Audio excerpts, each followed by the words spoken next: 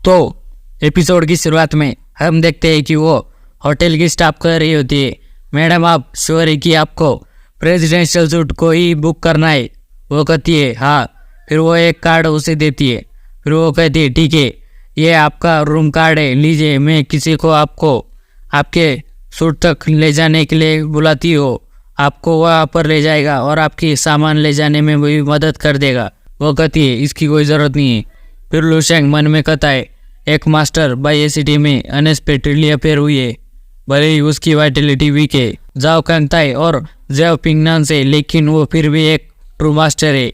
मैं अपनी पूरी ताकत से उसे मार सकता हूँ क्योंकि वो मेरे लिए कोई खतरा नहीं है, तो मुझे उस पर कोई अटेंशन देने की ज़रूरत नहीं है। वो दोनों लिफ्ट के पास आकर रुक जाते और एक दूसरे को देखने लगते। फिर वो लड़की उस रूम के अंदर आने के बाद किसी से बात करने लगती और कहती है मैं अपने डेस्टिनेशन पर आ गई हूँ, लेकिन चेक इन करते समय मैंने एक इंटरेस्टिंग लड़के को देखा।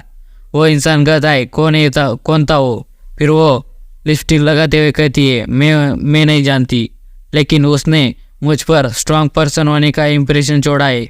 शायद वो डार्क स्टार का हिस्सा हो या शायद नहीं, कैसे पड़ी है? वैसे भी इस टाइम पर मैं छुट्टी पे हूँ, मुझे बस एक काम करना है। अगर किसी ने मेरी छुट्टी और मौज मस्ती बर्बाद करा तो मैं उसका देखभाल कर सकती हूँ। फिर लुशेंग भी अपने रूम पर आ जाता है। वो कहता है ये रूम इतना भी ख़राब नहीं है। फिर लुशेंग बाथटब के पास आकर कहता है ये बाथटब इतना बड़ा है कि इसमें गोल्डन ड्रैगन सलाइवा को होल्ड कर पाएगा।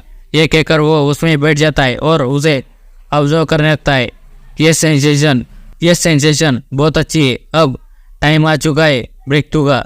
वो ड्रैगन सलाइवा लुशेंग के बॉडी के अंदर ऑब्जर्व हो रहा होता है। फिर हमें उस लड़की का सीन दिखाया जाता है। वो लड़की कहती है ऐसा लगता है कि गोल्ड माइन वाले उस छोटे चूहे ने मुझे खोज लिया है और चालाकी से उसे मुझसे दूर ले जा रहा है, लेकिन ये बहुत बुरा हुआ, तुम मुझसे भाग नहीं सकते। उसकी बैक पर एक घड़ी का टैटू होता है। चलो मेरी छुट्टियां शुरू करते हैं और उसे के मज़े लेते। फिर हम लुशेंग को देखते। इमॉर्टल गोल्डन बॉडी का सेकंड पेज कंप्लीट हो गया है। फिर वो उठकर स्पेयर को निकालकर उसके बाले को निकालकर अपने हाथ को उससे काट कर देखता है।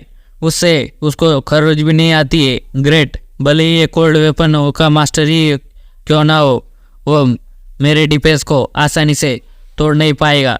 अब नेक्स्ट स्टेप है मास्टर्स वाइटलिटी। मैंने जो पाथ चूज़ किया है वो इस एरा के मार्शल आर्टिस्ट से बिल्कुल अलग है। ये उस फ्यूचर से भी अलग है जिसे मैंने अपने ड्रीम स्पेस में देखा है।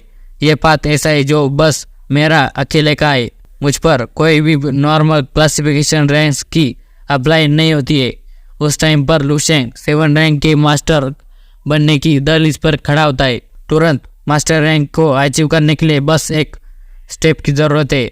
फिर लुशेंग कहता है नहीं, अभी वो टाइम नहीं है। अगर मैं मास्टर रैंक को अचीव कर लेता हूँ तो मेरी हरकतें और भी चौंकाने वाले होगी और सभी मास्टर की नज़र मुझ पर आ जाएगी।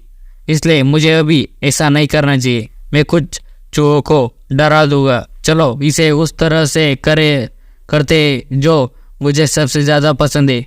चलो चलकर ऐसी जगह ढूंढ से फाइंड करते जहाँ पर मैं अपनी पावर को टेस्ट कर सकता हूँ, जहाँ पर कोई ना हो।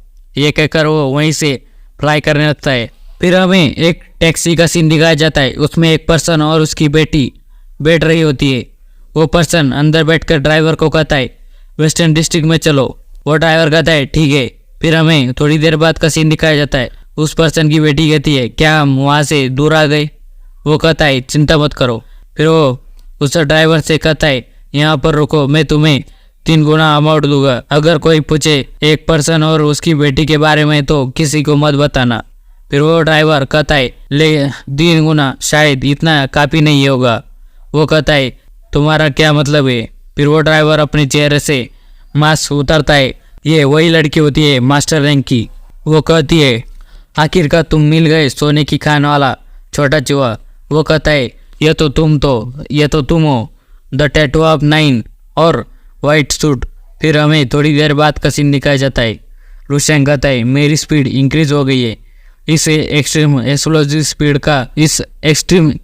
स्पीड का पता मिलिट्री मॉनिटरिंग डिवाइस से भी नहीं किया जा सकता है।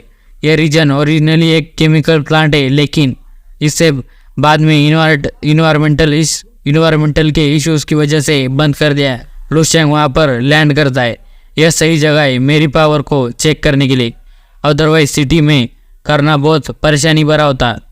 फिर वहाँ पर जोर से धमाका होता है। लू शेंग उसे नोटिस कर कहता है, इतना स्ट्रांग ऑरा, क्या ये मास्टर रैंक का है? हम देखते हैं कि वो पर्सन अपनी बेटी को लेकर भाग रहा होता है और वो मास्टर रैंक की हंटर उसका पीछा कर रही होती है। वो इंसान कहता है, कोई तो हमारी हेल्प करो। फिर वो हंटर कहती है, भागो, चलो मैं भी देखती हूँ तुम कितने दूर तक भागते हो।